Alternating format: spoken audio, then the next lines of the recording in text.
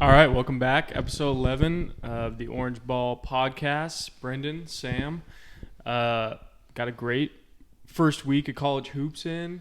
Got a bunch of tournaments going on. We're watching a couple of games right now, even during the day, which is great. It's great, college basketball.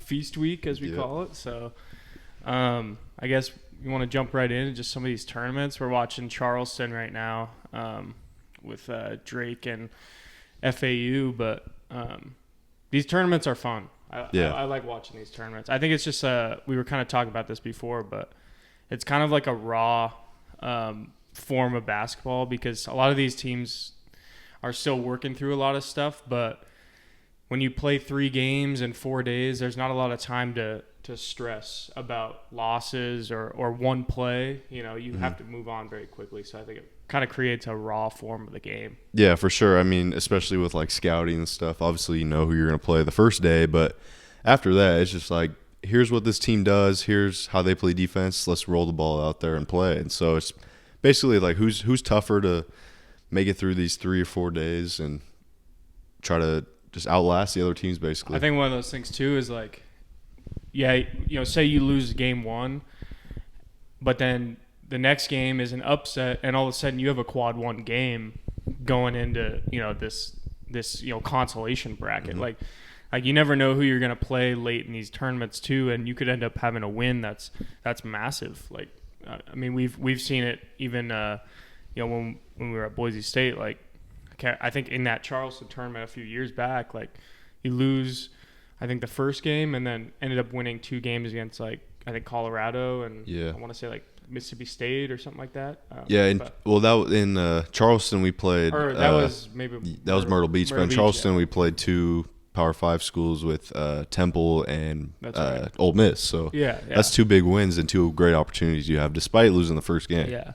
So you kind of have to have that short memory of kind of that bracket wherever you're at, and a lot of these people, a lot of these teams are traveling very far, so there's no time to like really dwell on losses or even wins. In that case, you move on so quickly. So and it's just a fun time for players. A lot of these tournaments are in tropical locations, the South, Bahamas.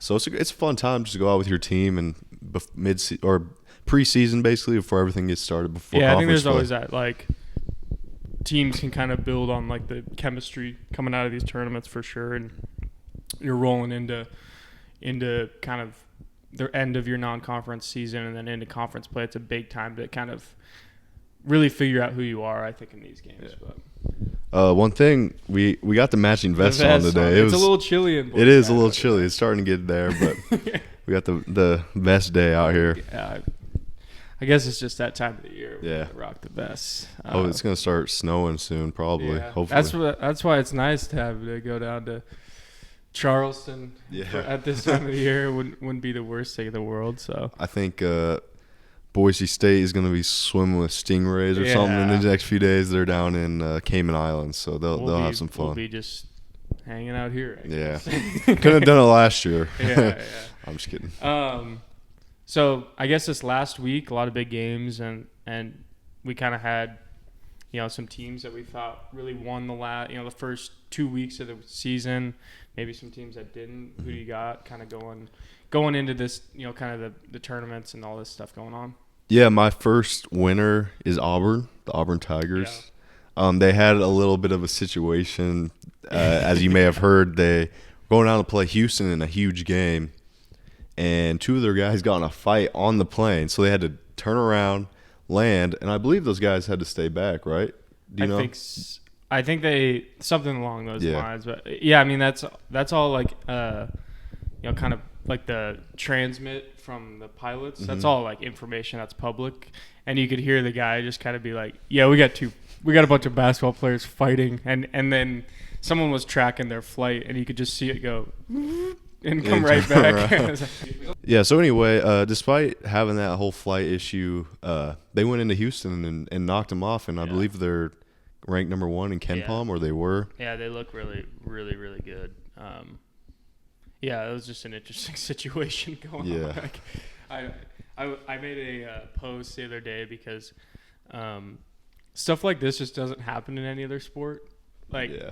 I saw like just yesterday, the University of Portland, like their bus got in an accident on their way to the to the arena, and they had to take Ubers.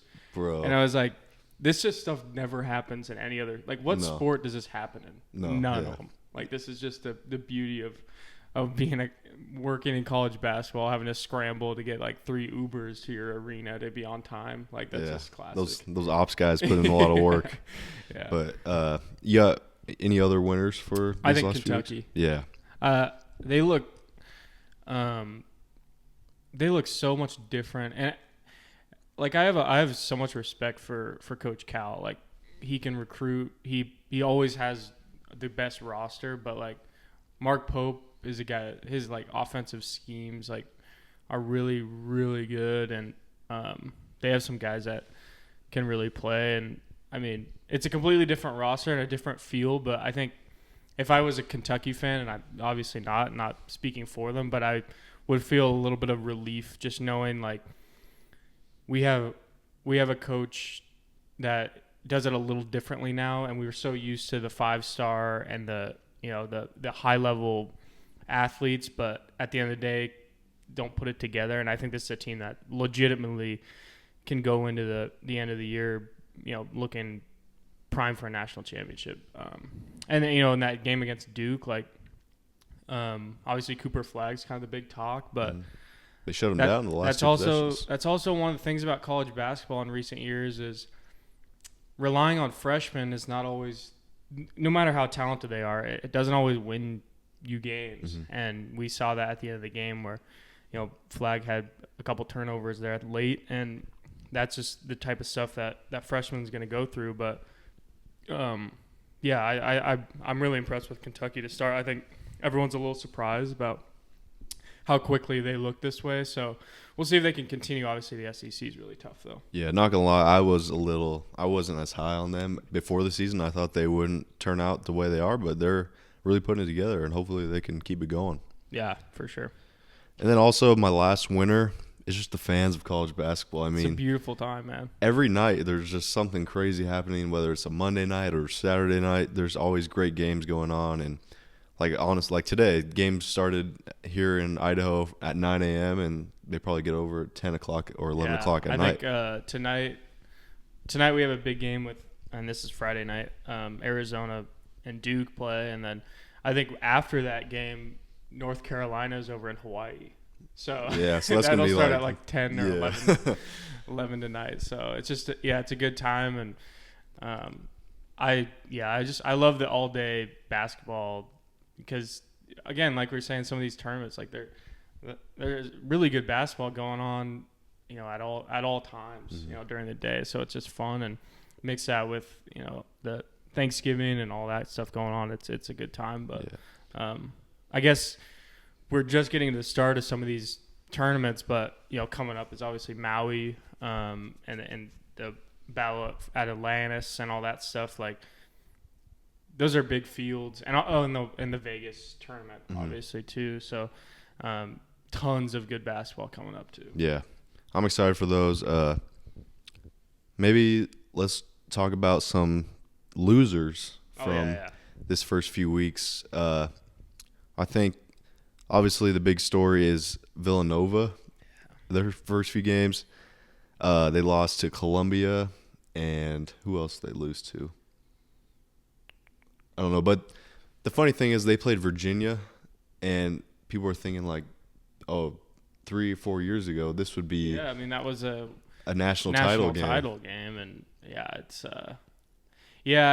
I think some of those hires like that Villanova made, after Jay Wright left, like that's a tough job to continue what he was doing there. And now, those are really tough losses early in the year that are going to come back to haunt you bad. Because Columbia is a 5th, 6th place team in the Ivy League. Yeah. Like they're not supposed to be, great or a tournament team. So yeah, I would agree with you on that. That we were kind of watching that game, and like there's just not a lot of juice right now in that program. So we'll see. And I think it's just kind of it seems like it's steering towards the last year of Neptune.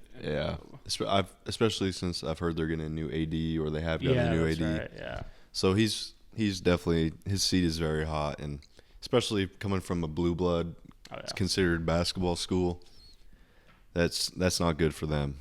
You got any losers for the first few weeks? I would say definitely, Villanova in that way, and then honestly, I was a little worried, but now I'm kind of flipped back on Baylor. Like that week or that first game against Gonzaga, it was ugly, and they've kind of rattled off some wins here now, and a tough loss. A tough loser that I wouldn't say is technically a loser, but a really tough loss was that St. John's game last night. Like, that's a game that, last year St. John's was trying to get in the tournament, and they had struggled early, and they had kind of rattled off a bunch of wins at the end of the year. But these are the exact games that you need to have, that they needed last year, and now they're just you can't lose that game. No, you got to make your free throws, man. The way it ended, Baylor hit a game-winning 3. They're down by 2. That's just heartbreaking, especially. And say what you will about the clock and all that. Yeah, you have a chance to end the game. Yeah, like you can't rely on the clock to do it. If whatever it is, it's like you have. I think there was multiple chances to win that game for them, and just slipped away. And that's just a heartbreaking one. And Pitino was saying something about how he thought the refs iced his free throw shooter because they reviewed something. But I mean, you got to make it. Yeah. I mean, that's just what you do. Yeah. We also had the Pitino Bowl. Yeah. I love that. I think they should do that all the time. That's cool.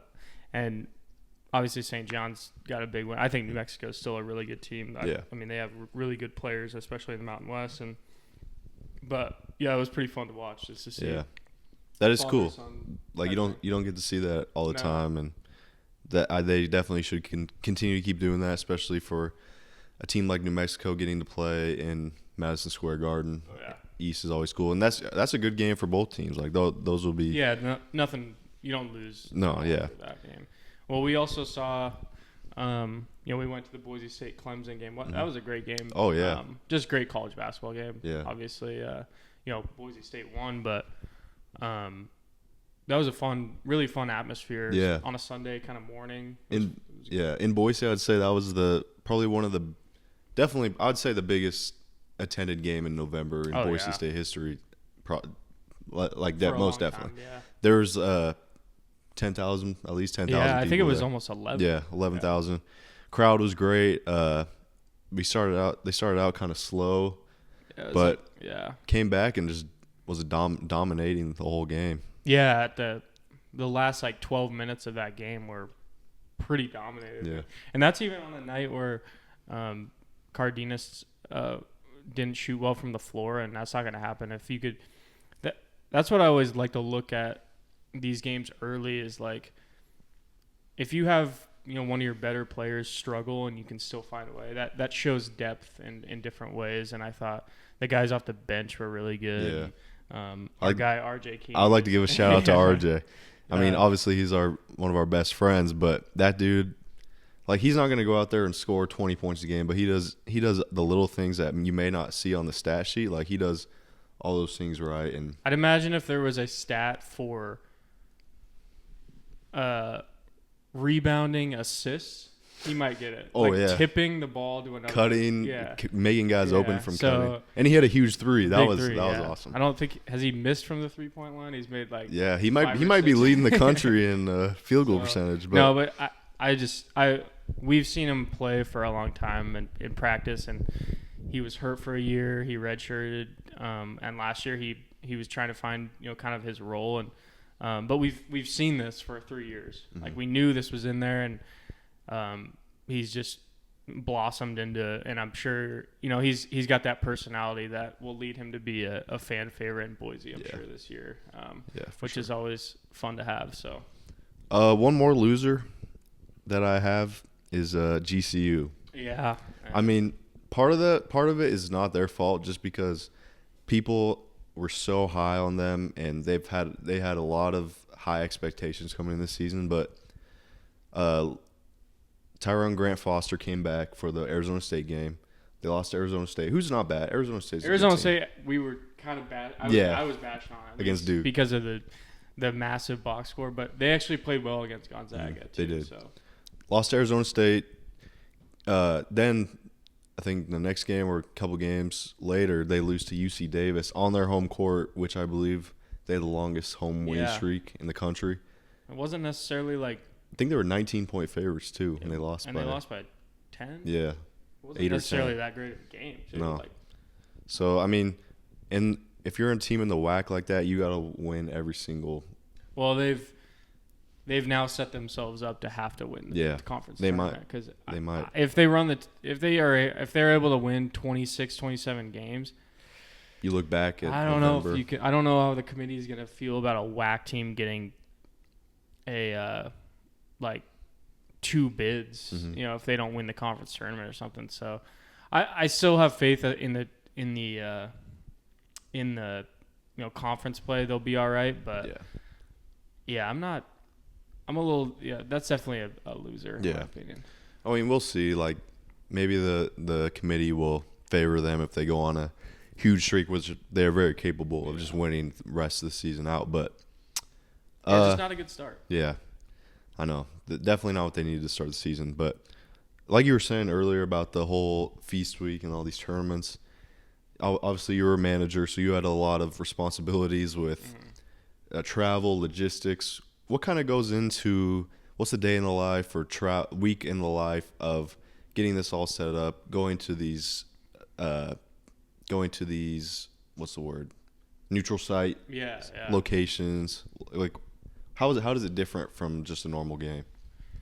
I think with the biggest difference is like when you go to a normal game or you go to a conference game or whatever, like you can pretty much prepare for everything before you leave.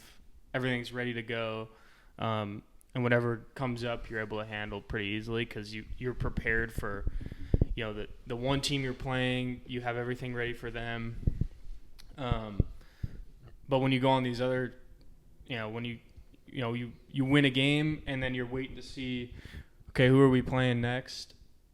Okay, now we know who we're playing. Now we got to get all the papers ready, all the scouting reports ready, all the different things that go into one game. But now you're doing it in half the amount of time. Mm-hmm. So that's a big thing. And then some of these places are, out of Boise, like not a lot of we don't have a lot of direct flights to places. True.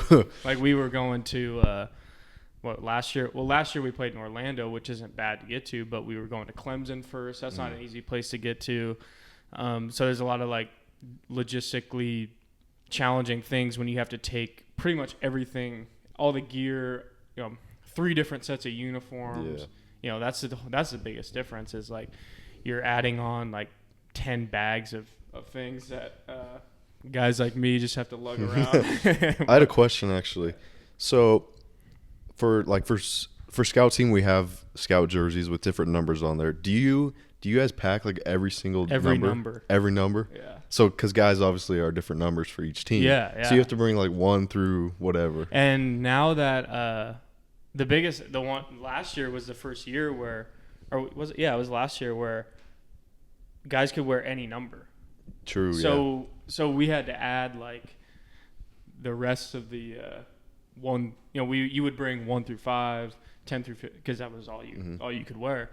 Now there's guys wearing 8, and now 77. Like usually it's like 1 through guy will wear 11. Like we would have all those, but yeah, there's a whole bag full of these like scout team pennies. I'm sure most teams in the country do this, but during practice, scout team wears the other team's number. But yeah, we have all those jerseys, and then you don't know if you're going to be the home or away in the third game, so you got to pack all your regular uniforms and all that. So it's fun, man. Yeah. It's a blast. Has there? I know actually there probably has, but there's been times where you've had to. Maybe some guy forgot something, or you guys forgot something. You had to go back to the hotel and grab it. Oh yeah, yeah. You know what's funny is a lot of the times it'll be like someone's phone or something.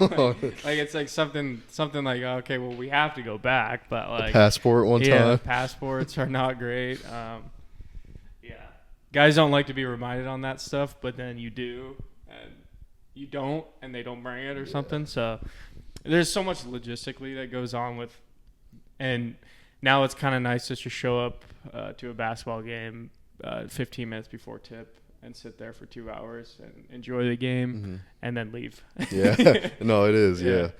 Nothing to worry about. But it is fun, like being able to go to these different places. And I'm sure the guys, like, you know, we went to Orlando last year and got to go to Disney World and all that stuff. So that's cool because, you know, I don't know if I'll go back there in a while, and it was free. It's free, yeah. So why not? I would never complain about doing all this stuff and being able to travel, although there is some stressful times, and that's athletics. You're competing and trying to win, but also some of these tournaments you got to sit back and just be like, man, this is pretty cool. Yeah, this is just cool. No, yeah, definitely. We've had the game's taken us a lot of places. Oh yeah. A lot of cool places that I would never. I've always, you know, places that you've seen on TV that you go, man, that would be cool, and then you actually get an opportunity to go, which is fun. So one of those, Laramie, Wyoming. I don't know if I ever go back there.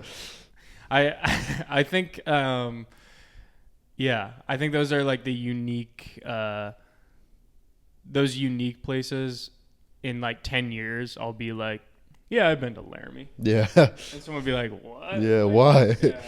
Or you know, tons of different places. So there's always that aspect, which is fun. So I enjoyed that part. And there's always the small arenas that are like, I don't really know if this is going to be cool. And then you go and you're like, dude, this is really fun. And we were at Clemson, and we were practicing during a football game that they had there. And I was like, whoa, it was a big game. This is like, I had never seen tailgating in that, in the South like that. And it was different. It's different. And I understand it now. Yeah. It gave me a different perspective. Yeah, I understand it now. Yeah. Have you seen that? I understand it now. Yeah, I do get it now. That was pretty cool, just like seeing the environment. And they were playing like North Carolina, who's ranked, I think. Game. But speaking of, should we talk a little football? Let's talk some football. Well, I guess let's start with Boise State because they were in some deep shit last week. Yeah, I thought it was going to be not a fun night, but I was nervous. San Jose, they were up 14-0, had a chance to go up 17. They do like a little fake, try to pass it to a lineman or something, goes awry, and Boise State's able to just kind of capitalize on that momentum shift and end up going like a 42-7 run to end the game. Backdoor cover, I believe. Yeah, it was on bad beats. Yeah. So it is a little frustrating because the Ashton Jeanty Heisman race is starting to kind of fizzle out, and he's putting up the numbers, but just the national media has decided that Travis Hunter is the guy. So yeah, I don't know. Like for this Heisman race, I guess snaps played is overruling statistic. Yeah, and I'm obviously credit to him because that's super hard to do, especially at a college level. But I mean, I don't know. We don't have to. I understand why they're doing it. He's gonna be, they put him on the big noon kickoff. They put him on, Colorado's playing in these big games. Boise State's playing on CBS Sports Network later in the day. Like, I can understand it, but I think there's also opportunity for Jeanty to, in these next couple games against Wyoming and Oregon State, to maybe get back to a 18 carries, 240 yards, and people will be like, okay, well, I mean, this has to be talked about. Yeah. So. And not to mention they're putting 8-9 guys in the box at all times. So there was that graphic, if you haven't seen it, like the only time he's under 3 yards a carry is 9 guys in the box. I mean, that's not even. Yeah. I mean, that's completely selling out. We've seen a couple games. I think what was that, San Diego State a couple weeks ago, where Madsen had a great game because they just did not care. No. They were the whole purpose was to stop him and make someone else do it. And credit to the rest of the team for actually stepping up and just getting it done. But it is funny. But yeah, I mean, it's hard to like break off long runs when two to three guys are just unblocked every single time because they're just stacking so many guys. But I guess this weekend. So, this weekend starts off with Indiana at Ohio State. We finally get to see. I'm kind of tired of hearing like just talking about Indiana. Like, I don't care about their schedule. Whatever. Let's just see if they're good. We'll figure it out Saturday morning. Like, I think they had the either worst or second to worst strength of schedule within the playoff bracket. Yeah, which is totally fine. I understand the gripe about it, but like, if you just wait till tomorrow, we'll know. We're gonna figure it out. Yeah. So I don't know. Ball up top. Yeah. Like if they win at Ohio State, then I don't know what the SEC bias type thing is gonna say about that. And you know, I understand, like, I don't really get the argument a whole lot about like, oh, Georgia, they've played. I understand they've played tough teams, but they've lost 2 games. Like, if they lose a third, I'm sorry, you got to win the game. Yeah. Like, I don't know. I can completely understand your argument of they're a better team. Yeah, probably. Yeah. But that's not how it works. Yeah. I mean, let's just make it whoever has the best roster. At this point. Like, I mean, these teams are winning games, even if Indiana, doesn't necessarily have a great schedule. Like, they've gone through and won their games, and we're gonna figure it out tomorrow, if they're for real. So that's all I have to say really about that game. I think Ohio State wins, but yeah, I'm also gonna go Ohio State on that one. Yeah, and then BYU, they lost last week to Kansas, and now all of a sudden, and they have like one of the luckiest kind of seasons they've had, and it just seemed like the more you play with fire and the more you play with luck, one of these games against Kansas is going to happen. Yeah, it was bound to happen. Yeah, you were just waiting for it. Obviously, when the week before they got bailed out against Utah, they had a crazy comeback against who was that? Oklahoma State. Yeah. And then there was another one where they've had 3 or 4 games where it's like Baylor maybe. And it was about time that Kansas hits a pooch punt and it bounces off the guy's helmet. Like, finally got some bad luck. I mean, that's just gonna happen. That's football. That's sports. It's just bound to happen in that way. So, but the committee like took that hard. They moved behind SMU, who they beat. Yeah. Earlier in the season. I don't think they should be discredited that much, but also, I think ASU wins this weekend. I think so too. I'm also going to go ASU. They're going to pack that place out, and if you know anything about Tempe, they get after it. Oh yeah. It's a shame not a shame, but if Indiana Ohio State weren't playing, that would be a great game day location. Oh, yeah. Arizona they haven't State. been there for a long time. Yeah. That's going to be a really fun game because all of a sudden BYU with a loss, I think, could pretty much play themselves out of the Big 12 championship game. And then the next game is Kansas versus Colorado. All of a sudden, Kansas looks like the best team in that league, and they have like 4 wins, 5 losses wins. or something. Yeah. So, I think ASU wins, and then Kansas versus Colorado is kind of a weird game too. I think they're playing it at Arrowhead. I don't know what to make of that game. I feel like Kansas is all of a sudden playing like kind of what people thought they would at the beginning of the year. So I don't know about that game either.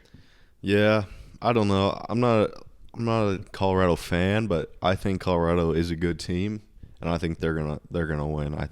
In my opinion, I think if Colorado wins next week, I could definitely see Boise State getting bumped out of that 4 spot. Yeah, I don't know. Maybe not, but I wouldn't be surprised. I would not be surprised. It's just a hype train. Yeah. Man. It's like you can't get in the way of it. it's kind of like the train in Grand Theft Auto 5. Mhm. There's just no stopping no it. stopping Man. it.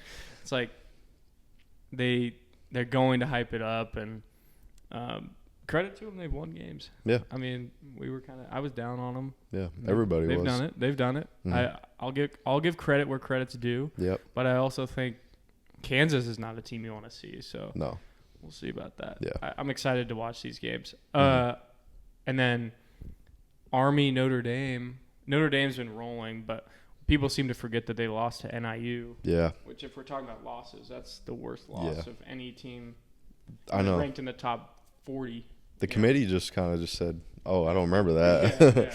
It's like losses at the beginning of the year seem to not be judged the same as losses now, which doesn't make sense at all. But I just saw this game is being played at Yankee Stadium as well, so Yeah. a little different vibe. I know, like I've seen in the past, the end zones are like literally right on the wall. yeah, did you see Wrigley? Yeah, that's the one I was talking about. Well, Ohio State had that touchdown, and you couldn't see it. Yeah. It was like a beautiful play by their receiver, and the ball's getting thrown, and then if you're watching on TV, you just see the back of dudes' heads. Yeah.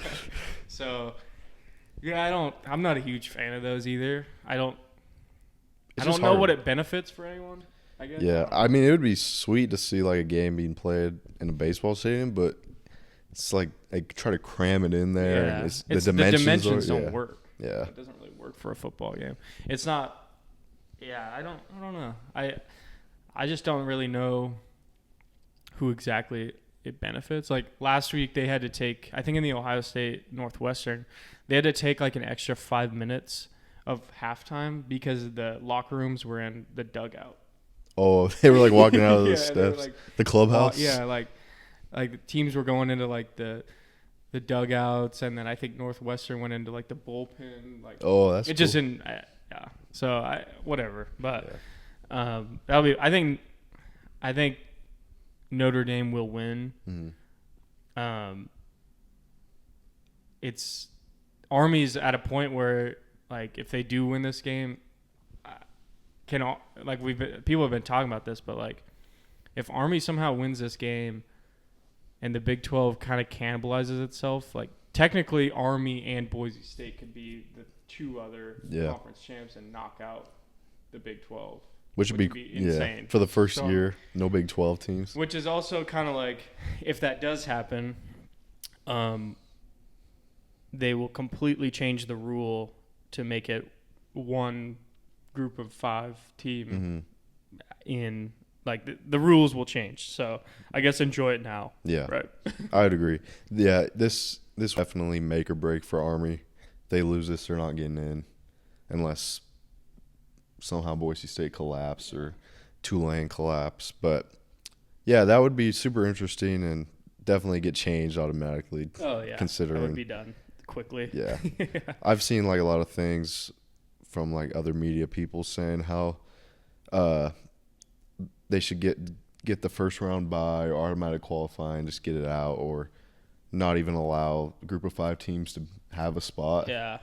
Which is kind of, I think you should give them at least an opportunity just because. No, but I understand. They definitely deserve an opportunity. It would just be an uproar if Boise State had a bye. Yeah. You know, it would be something people would be up in arms about it. And I mean, this is how it's set up. Yeah, I don't know. they made the rules. Yeah. And they obviously did not think it was possible. No. You know. And my favorite thing is scrolling through comments and saying Boise State hasn't played anybody. I mean, Yeah, they lost on the last second To field the goal, the number one team in the nation. Yeah, Like you don't know ball. Yeah, You're I don't know saying what else you want them to do. I mean, they hung with. I mean, they realistically should have beat Oregon. Yeah. And they've done what they need to do the rest of the year. I don't see a reason why they could go to the Fiesta Bowl and all of a sudden get trounced by someone else. Like, Yeah. I think they're capable of hanging with just about anyone in the country. It's just the politics of being a bye, having the bye would be interesting. Yeah, I would agree. But I think that's all I got for football. I think the last thing for college football that will be interesting is like I'm kind of I'm kind of weary about because they keep saying, "Oh, if you lose in the conference championship, you won't be hurt." Yeah. I don't agree with that. I think they will. I think they will hurt teams for if you get beat bad in the conference championship game. I think that will be harmful. Yeah, it almost feels like that 5 spot is the perfect spot because you play the 12 and then you play the worst conference champion. So let's say Oregon beats Ohio State the Big 12 or Big 10 championship game. Ohio State then plays hypothetically they could play Army and then Boise State. Yeah, like that. That is what you want to be. Yeah, like that's not a bad spot. So, I guess, or and that could be Oregon too. Like they could have a home game against maybe Colorado, and then play Boise State. Like, I think they would take that. Oh yeah. To go to the semifinal, and then the only problem with it is the rematch. Like I'm pretty much solid in on the point that Ohio State and Oregon are one's going to be the 1 and one of them's going to be the 5. Just the way how that's going to work out. And then they're going to meet up in the semis though, which sucks because I think those are the 2 best teams right now. So there's going to be some shuffling going on, I think, in college football after I think 2 years we'll have a reshuffle of this of the bracket, and it'll be an uproar if Boise State gets that bye. Yeah. But I do like it better than the 4 teams. Oh yeah, I mean we're talking about these teams. That's the beauty of it, is like we're able to talk about these teams so later in the year that we wouldn't have been talking about any of this stuff last year. Like, no, these games wouldn't matter. Yeah, so. We would be talking about Oregon, Ohio State, Indiana, I guess, maybe. Yeah. But then if they lost to Ohio State, they're over. We would never talk about them again. So it is better because there's still a little leeway, and but it should probably be, it should be changed up because, I mean, if a group of 5 team gets a bye, I mean, it's going to be immediately changed because that's not what was intended, I don't think. No. But they kind of bit them in the butt. Yeah. But hey, got to win your games, man. Got to win. Got to win more games, as I like to say. I mean, if you just win, then it doesn't really matter. Like, win more games. Yeah. I guess anything else on football? And I don't think so. I mean, besides I had some just kind of clean up on some basketball stuff. Yeah. Like Gonzaga went down to San Diego State and won. Oh, true. I forgot to say they were one of my winners as well. Yeah, Zags are looking good, man. Yeah, they have a very veteran team. I like them. They got that kid in from Pepperdine, Ajayi or whatever. Ajayi, Cleve Battle, EK, Ben Gregg. I really like Braden. What's his name? Braden Huff. He's off the bench. Yeah, they bring in a lot of guys off the bench that are damn good too. Like, I'm not surprised. I mean, they always look really good, and but this year has definitely different. Like last year had that kind of feel like they were missing some pieces, and now I think they definitely found something that I like. And then Purdue, they beat Alabama last week, and then end up losing to Marquette earlier this week. So they kind of look up and down, and then still UConn looks pretty good, and they go over to Maui, which is always a loaded field, man. And they play Memphis to start that tournament. Okay, so that'll be a fun game. And then they also play Gonzaga once they get back. Yeah. So that'll be a good one. Maui's always a blast. I will say, I think it might be the last year that this is the real Maui invite. Yeah. I think the Vegas Players Tournament has kind of taken over as the key, the marquee kind of tournament to be in, which sucks. But there's nothing like that tiny little gym in Maui just getting rocking, and all the fans are there, and it would be a blast to go see. But I think the field's kind of fizzling out for the next couple of years. Yeah, the field's not as strong next year, and it does kind of suck because Maui's always been the tournament, and frankly, if I was a player, I would rather go to Maui than Vegas. Yeah, especially like the best time of the year probably to go there, and yeah, it seems like a blast, and that one, and then I just had Battle for Atlantis, got Gonzaga, Arizona, Indiana in the field. That'll be a great tournament going in, and then obviously the Cayman Islands that Boise State's playing in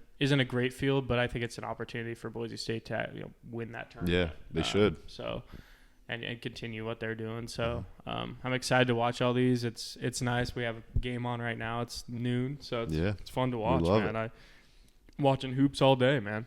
Yeah, it's officially that time. Yeah. But I think that's it. Yeah, that's all I got. I mean, we probably won't have a show next week. Obviously, Thanksgiving. Happy Thanksgiving to everybody watching. Go home, spend some time with your family, eat some good food. Watch basketball.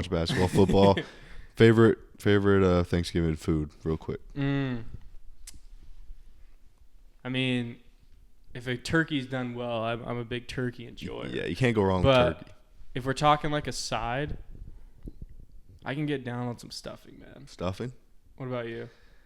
Yeah, I like Loki's ham is slept on. I like ham too. Yeah, dude. it's not at every Thanksgiving just because turkey takes the main dish. If there's both, I'm putting 2 slices of ham, 1 turkey. I'm going turkey, like in the little Hawaiian roll, and then a ham Hawaiian roll sandwich.